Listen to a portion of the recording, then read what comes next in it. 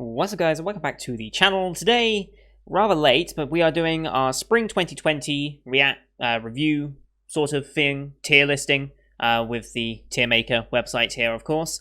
I have the shows that I watched for Spring 2020, including movies this time, movies and OVAs, because this season was a lot shorter than any other season I think I've watched. Well, no, that's not true. It's much shorter to the point of it felt like how I used to watch anime back in 2018. I used to pick out maybe 6-7 shows a season that I would actively watch. Obviously, the winter season, which you can see my ranking for right here. This was a bit different because we had, what was it, 3, 4, 5, 6, 7, 8, 9, 10, 11, 12, 13. Wait, I lost count. 4, 5, 6, 4, 5, 6, 7, 8, 9, 10, 11, 12, 13, 14, 15. 17 completed shows, including a half series. This one we only had, I think, 8. And over half of those were just on one day, which was the Sunday, which was hectic, to say the least, having 5, sometimes 6 shows to do on that day. Gotta love that. I can't wait to do that again in a few seasons' time. But with a lot of the spring shows cancelling and being postponed forward to now the summer season, a bunch of them are coming back now. Yeah, I included the movies and stuff, so we bolster up a bit. So this video will be a little shorter than my previous winter one, at least, so that'll do. But yeah, this is the plan. We're going to go through the list of shows. I've got a ranking 10 to 6 with halves in between. If it's below a 6, I didn't watch it, basically. Like, I will not continue to watch a show that I do not think is at least a 6. So that gives you some feeling. If I complete a show that I just haven't been enjoying, it will probably go into the 6 category. Like you saw here, Kyokusuri or Inspector and Hanako hit 6.5. I know that one's a bit controversial, putting Hanako at 6.5, but I just think the adaptation and the general feeling we got from it just didn't work. Like, it had moments of brilliance, but then overall it was just let down by the fact that, like, I couldn't care too much about these characters to the end of it. It's like, there's a lot of intrigue there, but we didn't get enough of it to keep me wanting more. And I'll talk about wanting more in a couple of these shows, which is going to be interesting. But I've also ordered my Spring 2020 canvas print. For those of you who don't know, on the left-hand side of here, so behind you guys where the camera is, over there is a big empty wall, because I'm obviously against the corner here. You can see the windowsill and stuff here. So I'm up in the corner here, a big empty wall. That is now my project wall, what I've called a project wall. I'm going to be doing every season from now until, well, I die, basically. Although I will run out of space before I die, probably, so I'll have to think of another idea once I run out of space. Maybe I can move it. I've got another wall, it's fine. But I'm going to be making these canvas prints of all the anime I've watched that season. I will be backtracking to previous anime as well, but I won't be doing it seasonally, I'll be doing it yearly, so they'll be a lot more cluttered in the print. Maybe I'll do bigger size ones, so for context, I'll just grab it. Here is the 2020 winter. Oh, let's get rid of that. That would be a good idea, wouldn't it? I'm a professional. But yeah, that is the winter 2021. Hopefully Molbeat don't copyright me for just showing a picture of crap, whatever her name was from Satan Academy, and who else was Molbeat after? I forget. Who did they flag me for? Oh yeah, it was not this season, it was the other season. Anyway, dark moment over. I've got a spring one of these coming. It's not as cluttered as this one, because obviously it had less shows to go through, but yeah, that's the basic idea. These are 20 by 20 canvas prints, in centimeters, obviously, and I'll be filling my wall up over there with them as time goes on. So with that said, we can go into ranking what was the spring 2020 season, and the first one on this list, apparently, Ascendance of a Bookworm Part 2. Part 3 has been announced. I'm so happy for that, and the question now is not where this goes, it's how high do I rate it? Because it's an easy 9. Easy. Without question, it would be a 9. Do I justify it as a 9.5? I think I do. But can I justify it as a 10? Like, here's the thing. I love this show so much. The world building and characters that it's presented to us, like, it doesn't go too in-depth on characters. Like, it builds up the characters and has them have their interactions, and it works, and they get their backstories. Even minor characters get some form of backstory to them to help make this world feel real. but the world building is just on another level. Like, I have not been this invested into an anime world in a long, long time. I can't think of another anime world that I care for as much as the one in a sense of a bookworm. I don't know if there is an anime world I care about more than this. I'd be hard pressed. So definitely a 9.5. Do I justify it as a 10? No, I think I'm going to save it because Part 1 I would have ranked as an easy 9. Part 2 I'm ranking as a 9.5. I think Part 3, if we get into a bit more of the nobility and the magic side of things, I think that will push it to a 10 eventually. But for now, we'll keep it at 9.5, which is still the highest rating I've given for a show so far on this channel, so that's still high praise from me. Alright, next up, Arte. Okay, this was a fun show. Good main character, good supporting characters. Katarina was nice. Good storyline, good character interactions, good looking. 8 or 8.5, I think, is where I'm leaning towards on this. Do I put an 8.5, or do I leave it as an 8? I think I'm going to leave it as an 8 for now.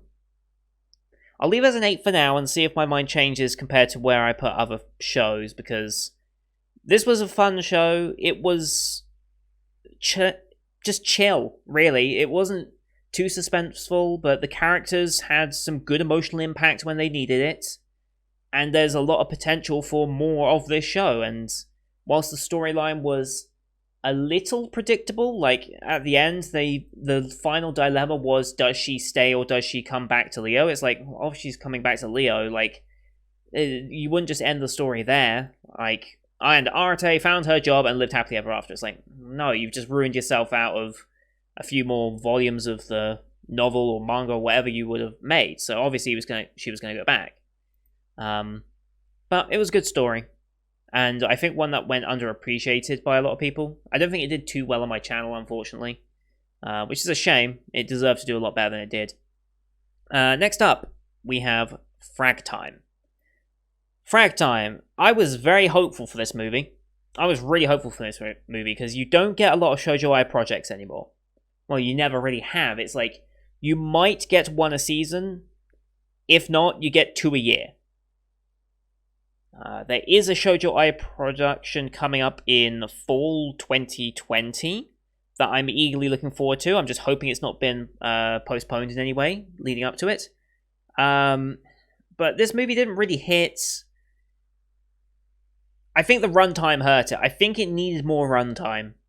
Because it was only, what? It was only about an hour long or something like that? It wasn't a full-length movie. It was only like a half-length movie, essentially, being an hour long. It felt more like an OVA than a movie. And I think it needed that extra runtime to build the characters more, and to make me care about their predicament.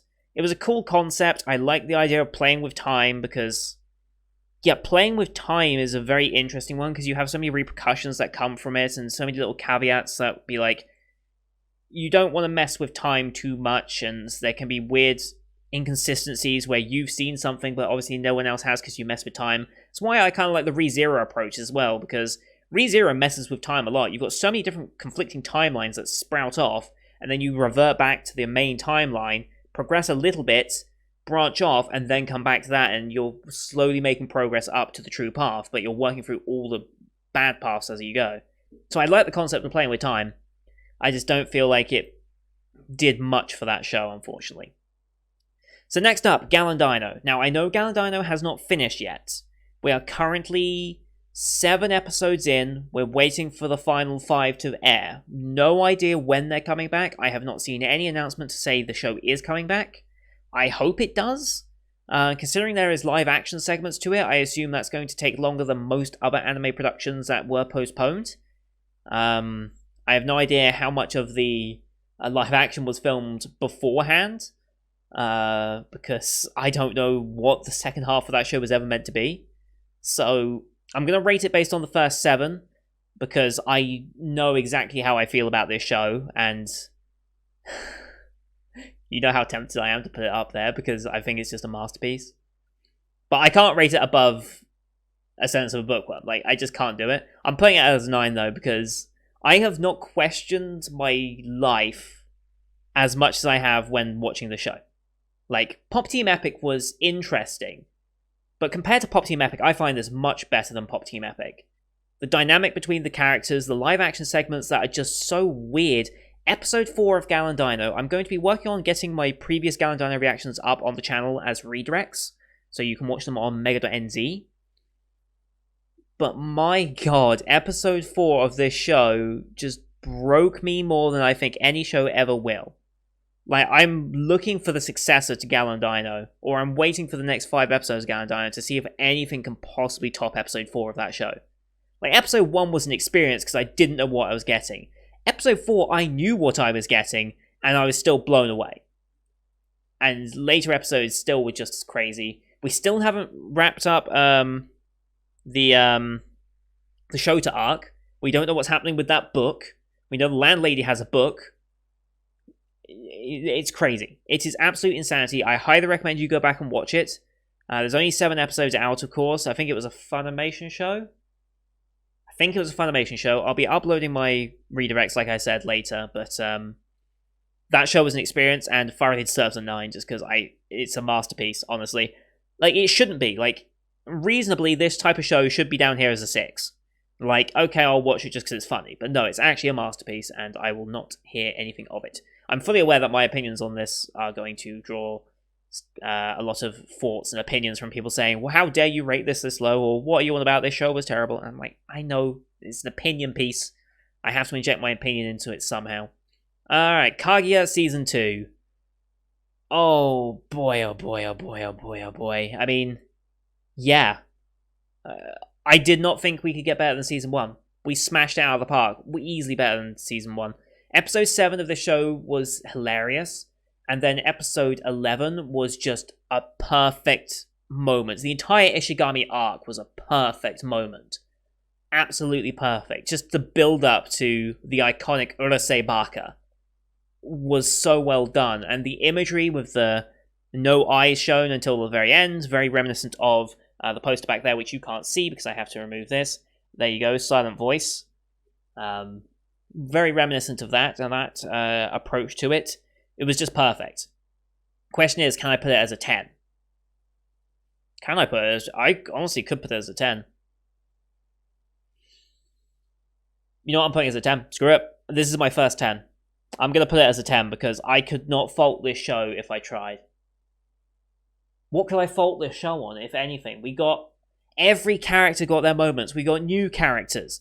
Chika got plenty of moments. Kaguya got plenty of moments. Shirogane got plenty of moments. Ishigami got so many moments. Hayasaka got many moments. It was just the perfect season of Kaguya-sama, and I hope for a season 3, but I would rather they take their time and put real work and real justice into the season 3. That's my honest opinion. I'd rather wait for a really good season 3 than them rush it out. Because that is phenomenal. Absolutely phenomenal. Alright, Kakushigoto. Next up. This was great. The misdirects they were showing throughout the entirety of the show were perfect. With the whole family situation, is he or isn't he dead? In retrospect, looking back at it, there were clear signs that he was never going to pass away. There were clear signs that something would happen to him. But looking back on it, especially with the ED, it was clear that he was never dead. Based on the fact that she drove off with the grown-up dog in a van with someone. Presumably him. So it was like, okay, it must have a happy ending. In retrospect, it looks like it. But they were definitely throwing misdirects throughout the whole thing. I think the last episode felt a little rushed. Like, it felt like we got smashed in the head with episode 12, and I don't think it had enough of a suitable lead into it. Like, leading in from episode 11 into episode 12, it was just like, oh yeah, are you my sister? It's like, are you my brother? And I'm like, the fuck happened here? So, I think for that reason, we put it an 8.5. If that last episode, had a bit more of a lead in, I'd put it up to a 9. But I think just because of that last episode not landing as well as it could have done, I'm going to put it as an 8.5. All right, the ReZero OVA, Memory Snow. I'm using the icon I'm using here is of the first OVA because the second OVA did not have an image on AnyList. So because they grouped up both the OVAs, the one where Subaru went on his date with Emilia and Emilia and Puck's backstory, they're under the same OVA setting for some unclear reason. I don't know why they would do that way, but whatever. Yeah, this was a great follow-up or prequel story to how Emilia and Puck came to be. Backstory on Emilia, backstory on Puck, and was it the Beast of the End or something like that? And then we had the giant flaming stallion or whatever it was. I forget his name. Very, very interesting story. I'm going to put it as a solid 8. Like, it didn't have the same core appeal as I think the ReZero series did, and I hope will for the season 2 that we're currently watching. Will be coming out somewhen in the next couple of days. I forget what show it is. Is it a Thursday show? It might be a Thursday show. Who knows? We'll see. But yeah, it was a good OVA. Had a lot of important character development for Emilia and Puck, which helps out and will hopefully play into a little bit of this second season. Although second season obviously shifting back to Subaru's focus and obviously recovering Rem, because that's the main focus of season 2. Tamayomi. Oh boy. I feel sorry for sports shows like this because if given the correct animation budget and the correct studio, there would be no problems. But unfortunately, sports animes very rarely get a really nice studio working on them. It's usually this type of deal where you get a decent job, but at the same time, it's like you feel like you're being undersold something. So I'm going to put it as a 7 because I did enjoy the characters. I enjoyed the story that was going on with them.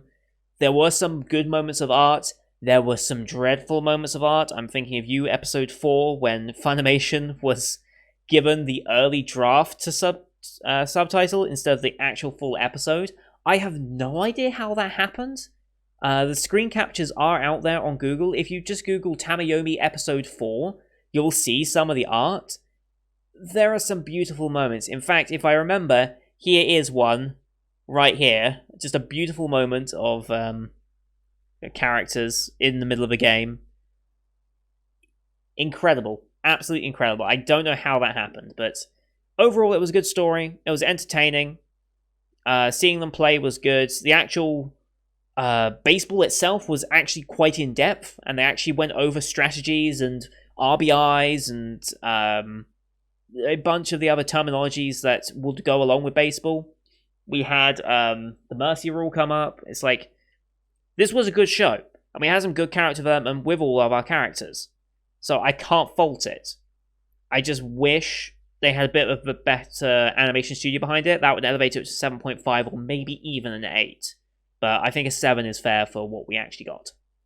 Now, Tower of God, huh? Tower of God. This is a tricky one, because I have very mixed feelings of this show.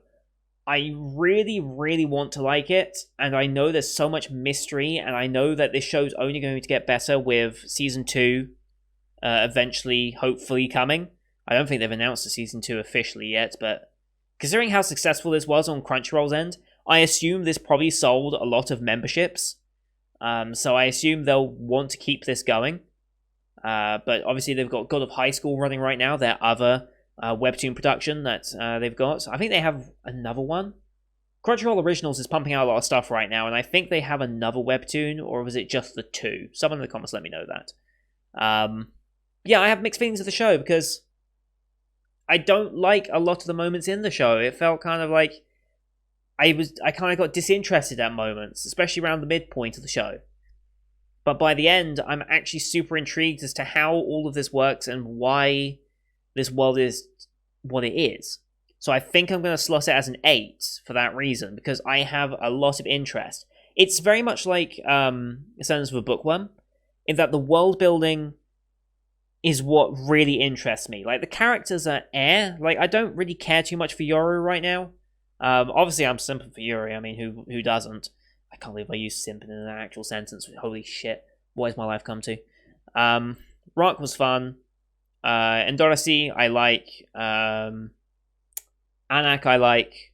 Raihel is a good villain. Like, I like her as a, well, maybe not a villain, as an antagonistic force in the story. I really like her. Like, that moment she turned, and we got information on why she turned and how she was, that was brilliant. And the way that she was basically taunted by Helon to say, he has everything you don't, and he is the one that's chosen, not you. We don't want you. You want to make your way up here? You got to get rid of him. It was like, perfect. Absolutely perfect. I love that character motivation, and I like her as an antagonistic character, and the way she's playing everyone else in the group, or at least we think everyone else. I think Kun is... I think he knows something's up. I don't know how many of the others know something's up, but we'll see what happens with that in an eventual Season 2, I guess. Alright. Bakarina, or Hammerfura, or My Next Life as a Villainess, all routes lead to Doom.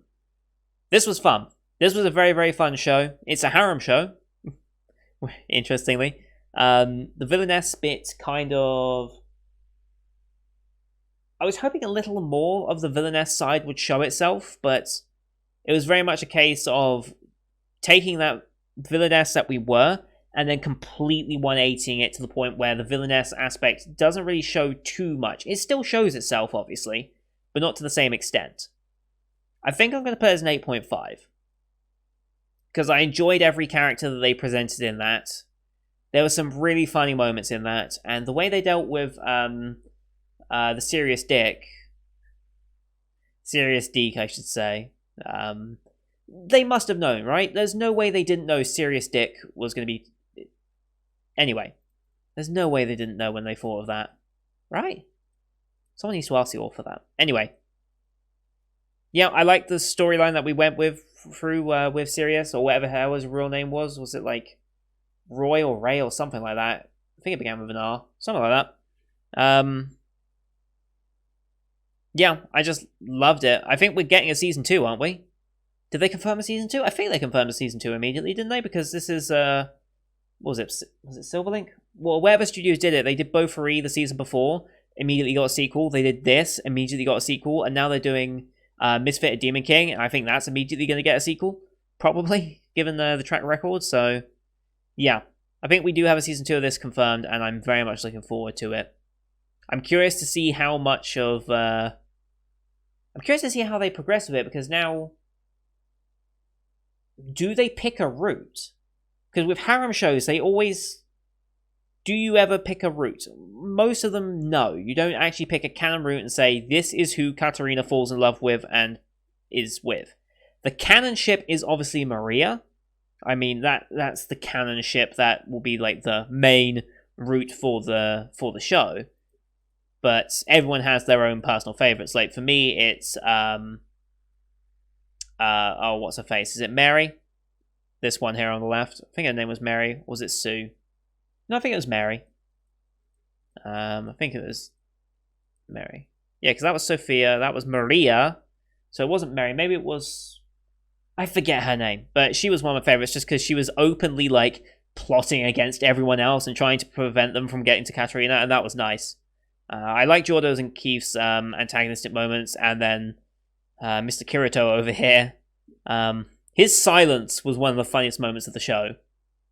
Like, everyone... They were all going off to the library. It was originally just Katarina and, I think, Mary. Yeah, they were just going off to the library. Everyone was piling on, and it was like, okay, eventually it was going to be everyone to the group going to the library. I think this was before the carnivorous book that fed off Desire. I think this was just before that. And then Nicole just shows up, doesn't say a word, and then is joining the party. It was like, perfect moment. So yeah, 8.5, solid. Hopefully Season 2 is going to be just as good. Alright, Whisker Away. This was an interesting movie.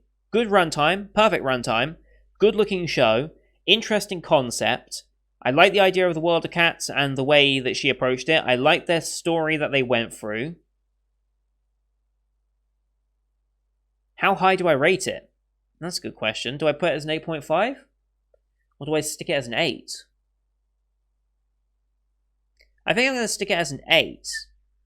I don't think I was as emotionally involved as I was with Kakushigoto, and I think that's the main reason why I'm going to put it as an 8. Kakushigoto, I got very emotionally involved in Kakashi and Hime's story and their relationship and their life. It does help that it was a father-daughter dynamic, and that immediately gets me at all times. Like, I have a weakness for father-daughter dynamics in anime. Like, Clannad probably conditioned me on that more than anything. It's probably Clannad's fault that happened. Or it was Clannad that first taught me that I did have this weakness when it comes to father-daughter relationships. I have no idea why that's a thing. But specifically father-daughters, I don't know. Perhaps it's my parental nature coming through. But I don't really have much of a parental nature. I'm 23. Hopefully I don't have a parental nature by now. God. Yeah, but yeah, I just wasn't as emotionally involved in their relationship as I was with Hime's and Kakashi's, which is why I'm going to rate it as an 8. If there was a bit more of an emotional connection that made me really feel for these characters, then I bump out to an 8.5, but for now, 8. And finally, Sing Yesterday for me. Slow-paced show. Ending was rushed, surprisingly. Like, you have such a slow-paced show, and then you rush the ending to just get it out there. This really could have deserved a 24-episode season.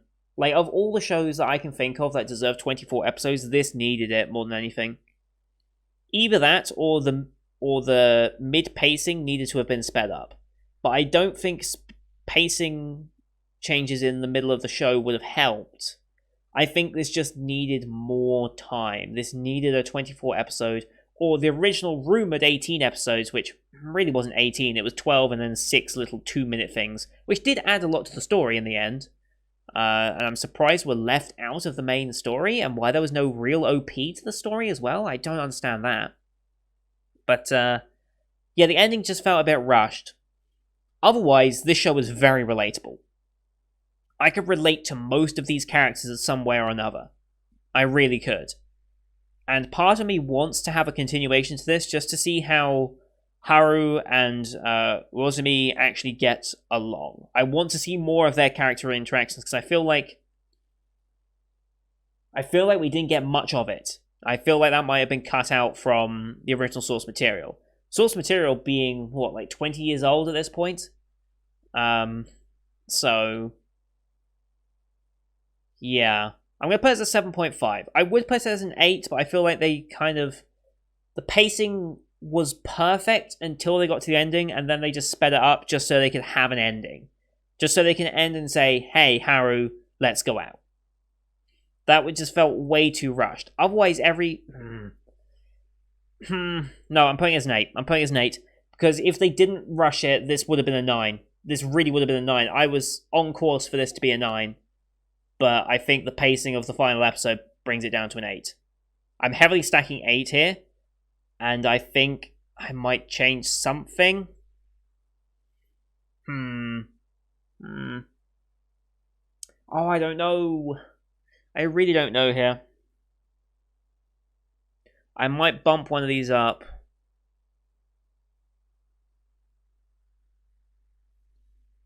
No, I'm going to leave it as it is. I am heavily stacking 8. But I don't think any of these shows deserve to be bumped down to 7.5. And I don't think any deserve to be bumped up to 8.5 either. Tower of God would be the number one contender to go up to 8.5. But I can't justify it based on the first season.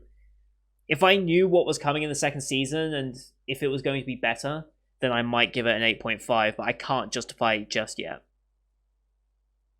There's intrigue there, but none of it's been answered. Or a very minimal amount of it's been answered to the point where it's kind of like Hanako, except I was actually kind of cared about this one as opposed to Hanako.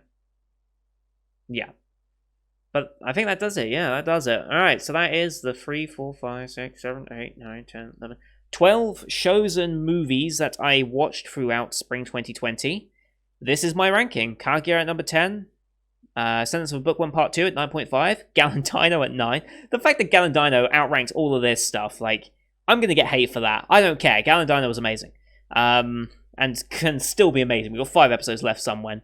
Kakushigoto and Villainess at 8.5. Arte, ReZero OVA, Tower of God, A Whisker Away movie, and Sing Yesterday for me all at 8. and then Frag Time and Tamayomi at number 7. Yes, I think I'm going to be happy with that. Now, there are some shows, for example, Diary of Our Days at Breakwater. That will be going into the summer list because that is resuming in about... actually, I believe not next week. In 2 weeks' time. So, when this video goes up, in 2 weeks' time, episode 4 of Breakwater will be going out. I will be uploading my first 3 episode reactions as redirects. Maybe tonight, if I remember. If not, it'll be next week for sure. And we'll be doing that to get us all caught up. I'll be rewatching the first 3 episodes as well, just to make sure I'm all caught up on the character names and stuff. Like Big Ono, I remember her, but I don't remember much of the other characters right now, or what happened. I know they've gone fishing and they've had the main character hit the childhood friend character in the back of the head somehow, amazingly, in quick succession. But so that's going into the summer one. Millionaire Detective is the very same deal. That is going to be starting at the end of the month. I believe 2 weeks from Friday, I believe, is when it comes out. I'll be doing my redirect for the first episodes of that as well, so we're all caught up. And like I said, I'll be rewatching so I remember it, and the amazing soundtrack that show had. Anything else? Oh, Brand New Animal. I kept meaning to watch that, and I just never did. So I do know... Since we do have some fairly empty slots here and there, Friday being an empty day now until Millionaire Detective comes back, I will probably be putting either on Wednesday or Friday, possibly even Monday, depending on how I feel. I'll probably be bringing B&A back, putting the first 2 episodes that I watched as redirects from the old channel, and then bringing that one back so we can finish that for summer. I do plan to do that. It's on Netflix, so I'll be watching it on Netflix, and we'll be caught up with that one. Other than that, I don't think there's any other shows I need to mention right now. Shows that I may have missed. Oh, I'll mention Princess Connect, because that was the show that got my channel ultimately taken down last time, because it was a Cygames production, and Cygames are a bitch apparently when it comes to Molebeat, so that's why that channel died, was because of that one, and then ultimately Satan Academy as well, because again that was a Cygames affiliated production. But yeah, if I had to rank that, I'd probably put that as an 8 or 8.5. Like maybe an 8.5 because of the comedy in it. It was a good show. It felt Konosuba-esque. I think some of the staff were from Konosuba, or they had some ties to Konosuba. I remember that being said early on in the show. So I would have put that as an 8.5. I can't react to it, obviously, because of Molebeat. Even if I did a redirect, I don't trust them to not flag it anyway. So that's why I've not been doing it. And I believe that wraps that up. So definitely quicker than last time. I think last time I spent 40 to 50 minutes on this. This one we're only spending about half an hour. So we made good time. But that is my ranking for... Spring 2020. Let me know your guys' thoughts on this, where you would put shows, if you think I've overrated shows, if you think I've underrated shows. Please let me know what your thoughts are in the comments, and if you want to have a discussion about any of the shows that I've watched in spring, or will be watching in summer, you can come join the Discord, link in the description, to see all the shows, and have a more in-depth discussion. It's easier than YouTube comment section, I find, anyway. So leave a like if you enjoyed the episode. Don't forget to subscribe to see the Summer 2020 shows that are coming up. I'll be doing this again for Summer 2020 in about 2.5 months' time. Because we've only just started Summer 2020 after all, so we've got a long time to go before we get to this point again. I will show you my Spring 2020 canvas when it arrives. It's on order. It should be here, if I'm lucky, end of this week. If not, it'll be beginning of next week somewhere. I've ordered through here before. It's the same place I got this, the winter one, but I don't know what their delivery time is going to be. Still, I ordered that first one in the height of COVID, so it was always a case of, well, it was going to be massively delayed, and it took nearly 2 weeks for that to come. But now that everything is mostly returning to normal now, and most businesses are open and going about their daily lives again, hopefully this one might arrive a little quicker, so we'll see. But thank you everyone for watching, and until next time, see you guys later.